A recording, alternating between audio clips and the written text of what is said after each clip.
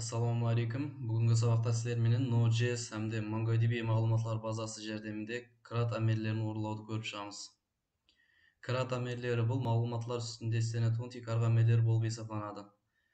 Яғни create жарату, read оқу, update жаңалау һәм delete өшіру.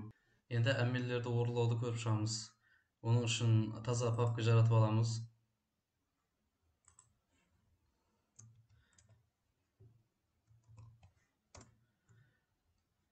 Жаратылған таза папканы Visual Studio Code текст эдиторы жардамында ашып аламыз.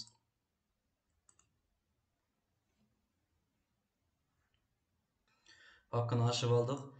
Енді бұл жерге Node проектін жаратып аламыз. Оның үшін терминал арқылы npm init командасына пайдаланамыз. Біздерге Node проект жаратып берілді.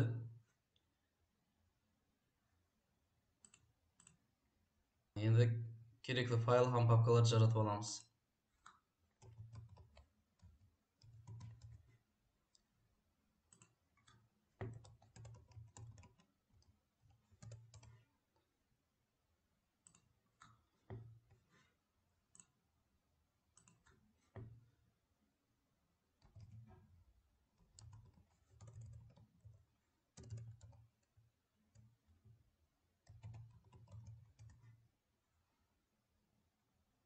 Бізге бірнеше кітапханалар керек болады. Оларды npm арқылы жүктеп аламыз.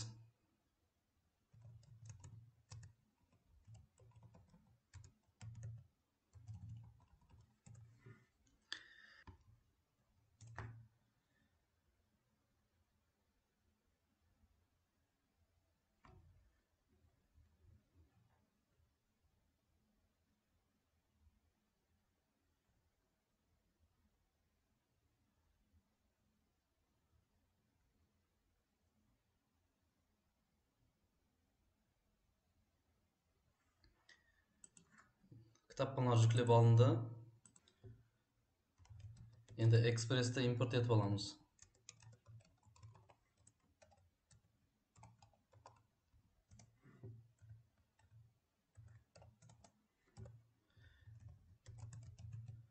Mongo'sты да импорт етіп аламыз.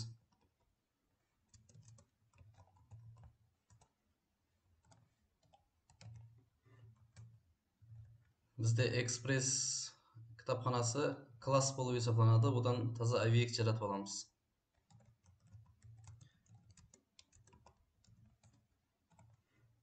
Және бізге порт керек болады. Портты 5000 қылып қоямын. Енді осы портты естіп тұрушы функция жаратып аламыз. Оның үшін up listen методын пайдаланамыз. Портты кіртеміз. Әмді жауап қайтарушы функция жазамыз. Жауапты консольға шығарамыз. Мәселен,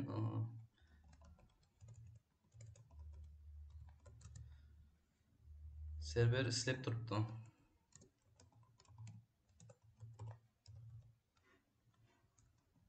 Клиент тарифтен келтірген мағлұматларды JSON форматқа өткізу үшін Express'тің JSON методынан пайдаланамыз.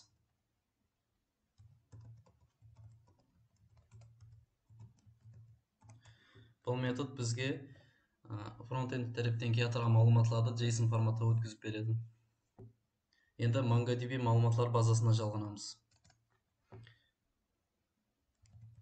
Оның үшін Mongo'стың connect методына пайдаланамыз.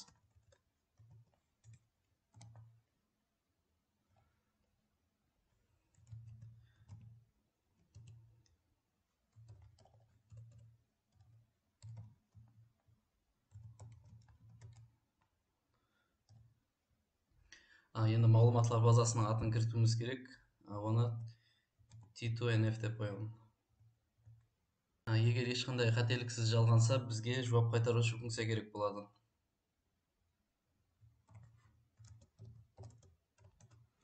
Жауапты да консольға шығарып қоямыз.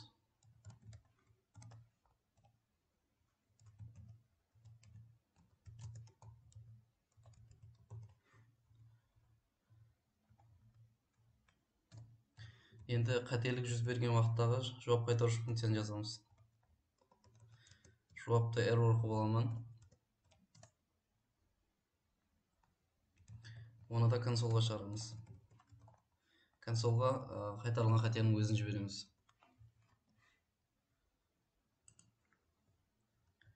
Енді серверді тексеріп көреміз. Оның үшін nodemon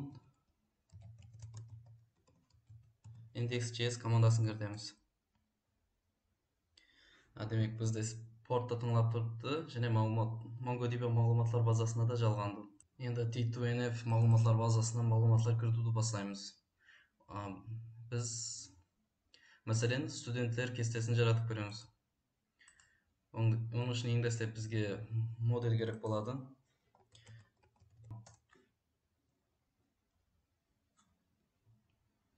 Модель жарату үшін бізге Mongoose керек болады.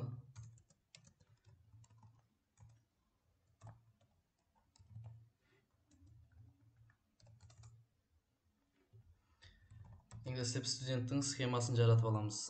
Студенттің схемасында студентке тиесілі болған мағлұматларды типтерін көрсетіп шығуымыз керек болады.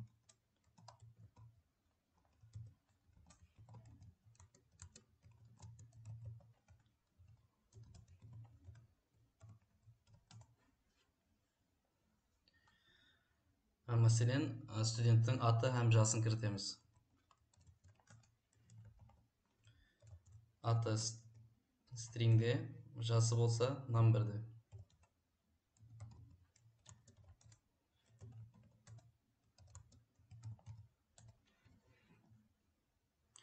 Енді осы схема тикарында студент моделін жаратып аламыз.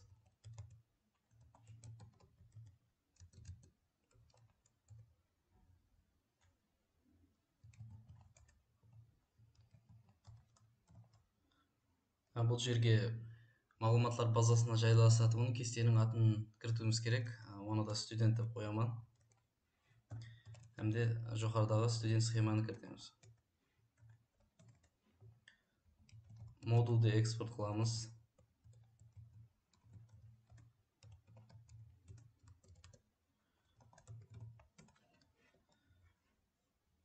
Демек бізде модель time болды. Енді осы модель тикарында клиент тараптан келген сұрауларға жауап қайтарушы раутты жаратып аламыз. Оның үшін рауттың атын students деп қоямын. Бізге экспресстің раутері керек болады.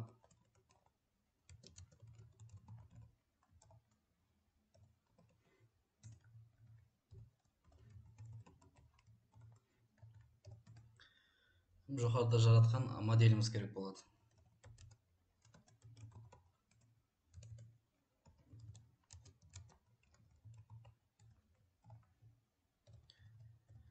Ол models папкасының ішінде жайласқан. Ең дәстеп get методына жауап қайтаруды кіртеміз. Оның үшін раутердің get методына пайдаланамыз.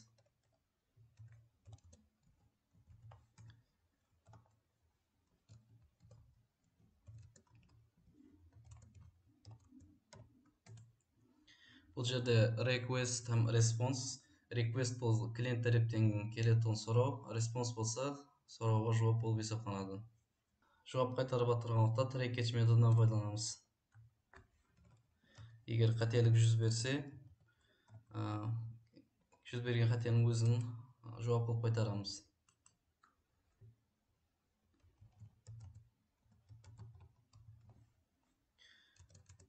Методына келген сұрауға базадағы әмме студенттерді қайтаруымыз керек. Оның үшін студент арқылы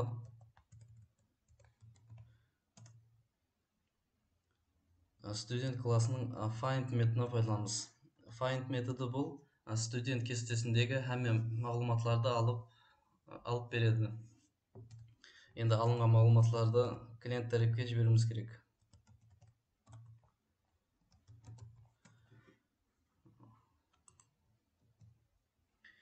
Get методы time болды.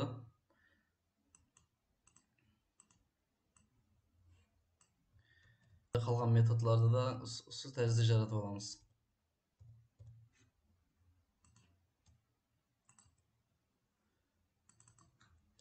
Кийинки метод бул post, put hamda delete методлору. Post методу бул таза студенттин маалыматтар базасына киритип атырган убакта колдонулат.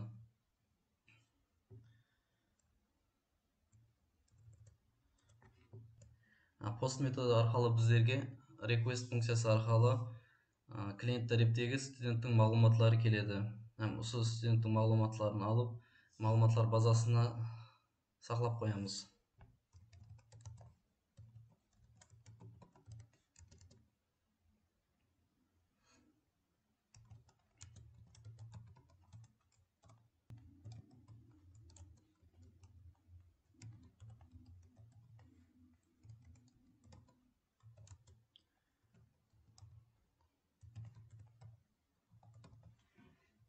Студент модель тикарында объект жаратып алдык. Эndi ошол объектти маалыматлар базасына саклап коебуз. Onun үчүн new student'тың save методун пайдаланабыз. Endi жаратылган студентти клиент тарипке кайтарабыз. Post методу тайын болду. Endi put методун жаратабыз. Put методу бул базада алдынан бар болгон студенттин маалыматларын өзгөртүү үчүн колдонулат.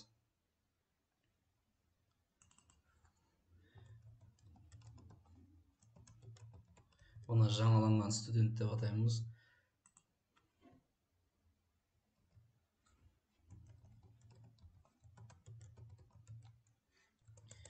Endi biz студенттин маалыматларын жаратуу үчүн студент классынын find by id and update методунан пайдаланабыз.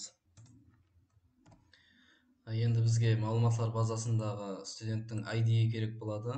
Оны да клиент тариптен косуп жиберүүбүз керек болот. Hamda ошо кирген ID аркылуу студенттин маалыматларын жаңылайбыз. Бул ID request'тин params классында келет. Endi biz студенттин жаңалануу керек болгон маалыматларын киртүүбүз керек болот.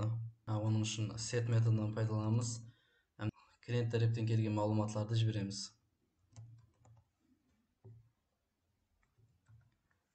Endi бизге жооп кайтарган убакта жаңаланган студентти кайтаруу үчүн анын new методун true кылып коюбуз керек.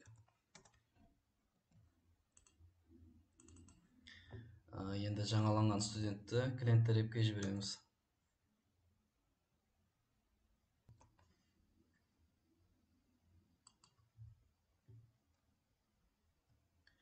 Көшүрүлгөн студентти жаратып алабыз.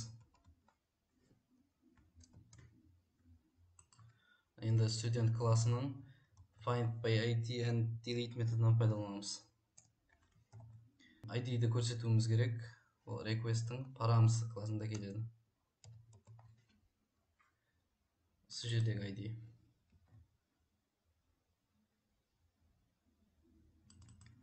Endi көшүрүлгөн студентти клиент тарипке жиберемиз.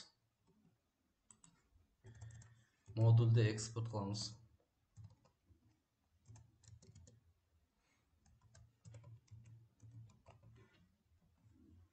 Endi ошол раутерде tcr файлда көрсөтүүбүз керек.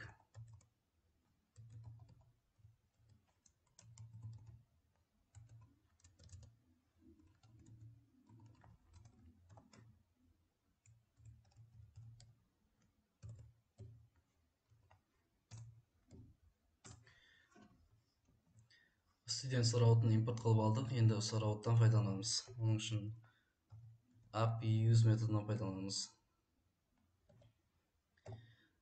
Клиент тариптен келетін сурооларды students бөлүмүнө жиберемиз. Endi ошо students бөлүмүнө келген суроолорго student раутер жооп кайтарат. Бизде front-end бөлүмү жок, сонун үчүн косумча программалардан яки браузердин өзүнөн да текшерип көрсөк болот. 5000-портко get методун жиберүүбүз керек. Localhost'та 5000-портко hamda students бөлүмүнө get методун жиберемиз. Бизге boss massив айтып келди. Bunun себебі біздің маалыматлар базасында эле ешқандай маалыматлар кірітілген жоқ.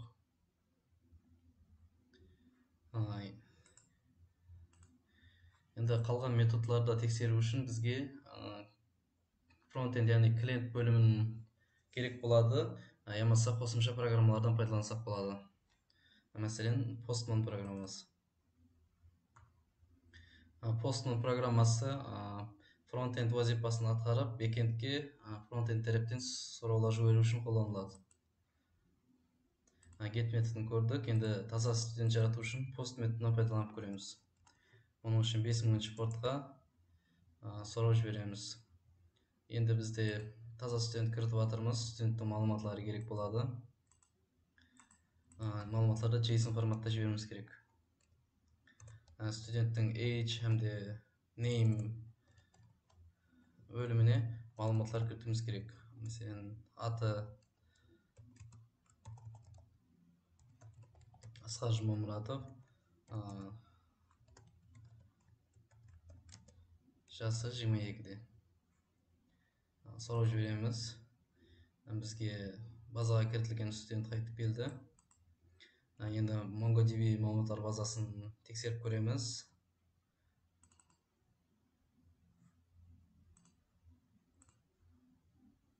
Бізден T2NF базасы жаратылған. Әмде студентлер бөлімі бар. Кіртілген маалыматлар. Енді сол студенттің маалыматларын өзгертіп көреміз. Оның үшін put методы керек.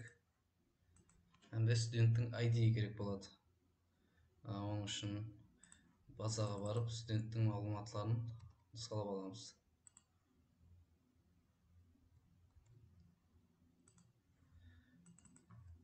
Студенттің атын өзгертеміз. Маалымат өзгерді. Базаны ашып көреміз. Маалыматлар өзгерді. Енді сол студентті базадан өшіріп тастаймыз. Оның үшін бізге delete методы керек болады. Енді студенттің ID-сі сұрау жібереміз. Өшірілген студенттің маалыматлары қайтып келді. Базаны тексеріп көреміз. Ешқандай маалымат қалмады. Бүгінгі сабақта сіздермен Node.js әмде MongoDB маалыматлар базасында маалыматларға істеу беруші Tcr-ға мейлдерді көріп шықтық. E'тибарларыңыз үшін рахмет.